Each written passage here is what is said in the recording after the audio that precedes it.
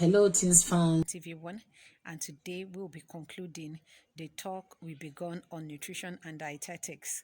And specifically, we will be looking at the opportunities in nutrition and dietetics where you are going to work and the courses that you can take in school to ensure that you study nutrition and dietetics. Also, the challenges that are in it, because to be well informed, you will be prepared for anything that is going to come up.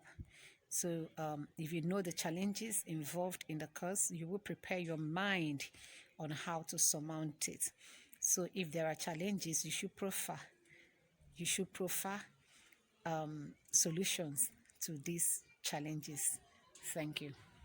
Okay, so we want to now go further to talk about what are the gain, or rather I would say what are the career opportunities that are available to you as someone that studied the course nutrition and dietetics. One, health. You can work in the hospital as a dietitian. That is after you must have okay, before I go into this, I would like to talk about the courses that you can offer. Is a core science course, like your medicine, your pharmacies and all that. So after you must have finished your 4 years in the university and gotten your BSc human nutrition and dietetics, you will now have to go further to do 1 year internship training in the hospital, where you now be tailored down on how you can now use your knowledge of food and nutrition to now manage patients in the hospital. If you stop at BSc, you will just be a nutritionist. You can give advice to people on how they can eat well to promote health and all that. Okay, but for you to now become a dietitian, healthcare professional, you have to do that internship for 1 year in the hospital. Okay, where you now have a practical knowledge of how you can apply your knowledge of food and nutrition in the management of patients that have some diseases. Okay, so the second one is you can work as an academician. Okay, you can work as either a lecturer or a teacher, teaching food and nutrition. Then you can work in food industries where they manufacture some food items, especially those like I know Nestle. They employ a lot of nutritionists or dietitians, so you can work in food industries. Then you can also work in non-governmental organization as a nutritionist consultant. You can help them consult, like some people that work in our core communities that help women, children, or those in the communities that have deficiencies of some food nutrients or other things. You can work with them, and your own area will be helping to educate these people on the right things to eat, how they can utilize the food items that are found in their community to make nutritious, adequate meal that can help them to promote their health in the community. So you can work with non-governmental organization, NGOs, as some nutritionist consultant. You can also work as a freelancer.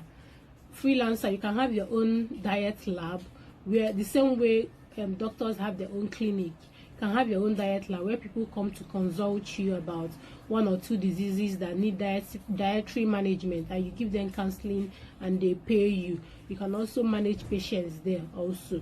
Okay, so these are the gain of studying the course nutrition and dietetics. And when you finish with your 1 year internship, that is when you can now add the RDN to your name, registered dietitian nutritionist.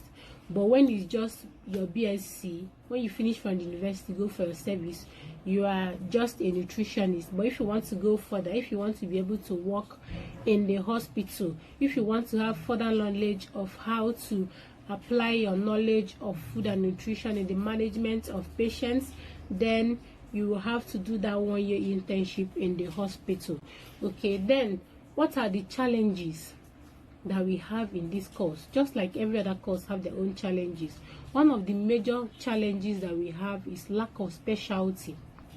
Okay, our sisters in the abroad, they have specialty in this course. They have pediatrics dietitian, we have oncology dietitian, that different area. Pediatrics dietitian are dietitians that are that take care of children. Okay, you have the endocrine dietitian, those ones that work with patients that have diabetes. But here in Nigeria, we do all. We are more like jack of all trades. So if you're a dietitian in Nigeria, someone can call you up. I have a patient that have cancer, come and manage. I have a child that is having malnutrition, come and manage.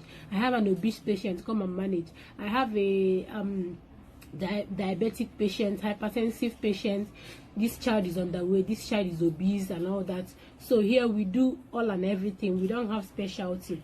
Okay, but assuming we have specialty, it would have been better, because it's actually better when you know your own part is just to take care of children, and that will be it. You will do better that way than when you are handling almost everything. But that is the way it is here in Nigeria. Okay, then the second problem we have is that everybody is a nutritionist online. Okay, when you come online and say, oh, my daddy is having diabetic, so what should I do? You find out that everybody will come to tell you they shouldn't eat rice, so they shouldn't eat yam, they should eat beans, protein. But that is not the case. They are not experts in this field. Okay, that is the problem we have. Everybody is a nutritionist. Everybody have one or two to say about food, but that is not the case. Okay, it's better you allow an expert to handle the case for you. Okay, and that is where a dietitian comes in. Someone that studied the course nutrition and dietetics in the university and have undergone the 1-year compulsory internship training. Okay, so that is the second challenge that we have. Then the third challenge, which to me I don't think is necessarily a challenge, okay, is non-recognition.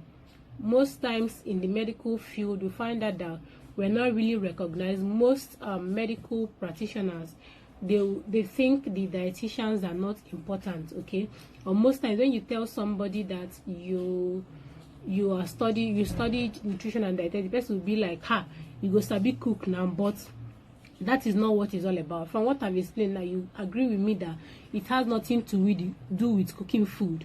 As a lady, you have to learn how to cook food in your parents' house, not in school. So that is not what we do here. We don't learn about how to cook food. We learn about food itself, not actually the act of cooking. If you know how to cook, is an added advantage, because it wouldn't make sense that you formulate a diet for your patient in the hospital and they're not able to eat because it's not palatable. Okay, so your knowledge of cooking is an advantage, but that is not what a professor of mine in school told us, that you don't have to keep saying these people, they're not recognizing me, that people, they're not recognizing me. You have to make yourself to be recognized. So as a nutritionist, there are a lot of work for us to do out there. There are a lot of work for us to do out there. So it's now left for you to do your part. When you do stuff well, when you manage patients and they recover, when you give the right food advice and people take it and it's working for them, you find out that you become recognized. Okay, so